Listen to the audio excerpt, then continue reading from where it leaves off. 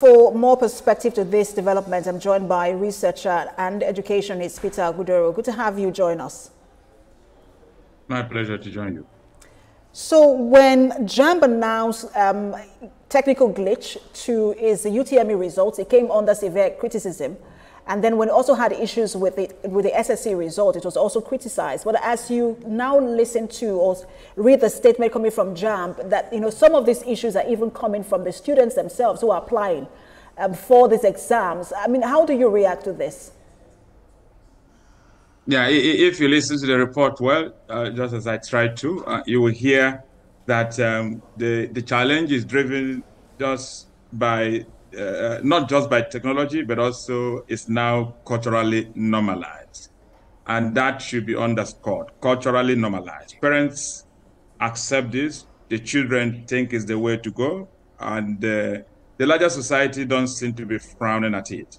The unfortunate situation we have in our hands is a situation where the JAMB leadership seem to be too invested in technology, that they are ignoring the fact that parents and their children are in an unholy union to perpetrate examination malpractice. And we have to interrogate the matter and find out why that is the case. And if you investigate into it, you will understand that you don't have to completely blame the parents and the children. We live in a society that over-celebrates certificates. We live in a society where a child spends 6 years in secondary school and we're using only a 3-hour examination to determine whether or not he's fit to go to the university. In such a situation, you will have the kind of problem that we are discussing now. In Senate climes, you have to consider the entire 6 years of a child in school and put all of his performances in every term into consideration when you're determining whether or not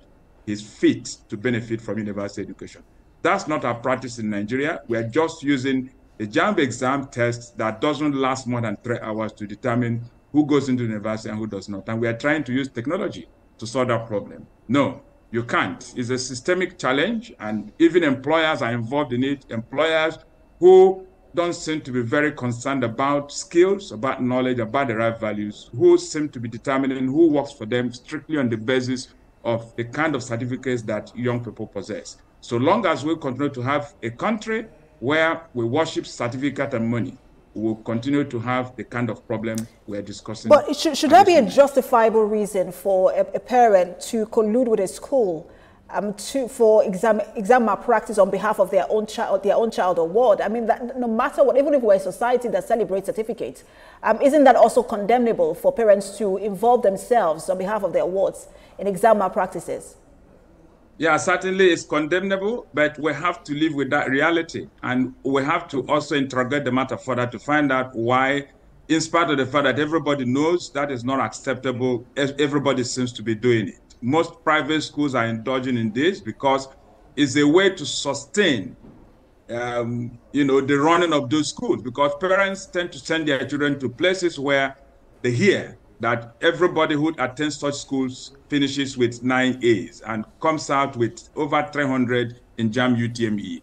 And we go to churches and mosques and we give testimonies of how well our children have done. And other parents are hearing this, and we tend to embarrass children who are not operating at this level and shame parents who are not able to provide what it takes for their children to fly at that altitude. So long as you continue to have a society where these things will continue to happen, you will not find yourself in a situation where things are going to happen otherwise. So face that reality. Is not an acceptable practice. It's not a good conduct on the part of parents. But parents are also members of a society that has, today, become very complacent and have become very because I have limited time, I want to quickly jump in. Apologies for cutting in. But I wanted to ask you about the technology angle, because you mentioned that JAMB is involving itself or concerning itself with too much with technology. But I was thinking, is it that JAMB is concerning itself with technology, or that JAMB is not ahead in terms of technology? Because now it looks like, with the AI, introduction of AI, it looks like anybody can manipulate whatever JAMB brings up. And so JAMB has to be ahead to ensure that whatever it puts in place, it also has anything that can stand as a countermeasure. Yeah, indeed. That's some good thinking there you're demonstrating. And I am even surprised that children are able to get phones that work into examination halls. You know, as far back as about 20 years ago, we have had technology that can disable all phones. Phones can ring in certain environments. And in China, for example, in places where exams are written, AI doesn't work there.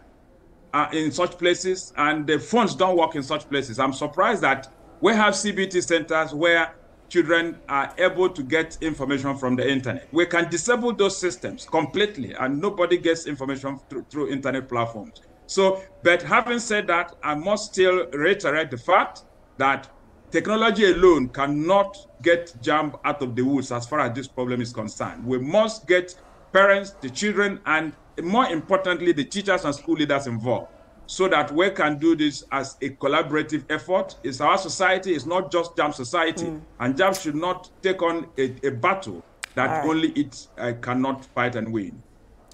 Well, we'll see how the measures that JAMB will put in place. We'll be monitoring that development. Thank you so much for your time. Researcher and educationist Peter Ogundero. My pleasure.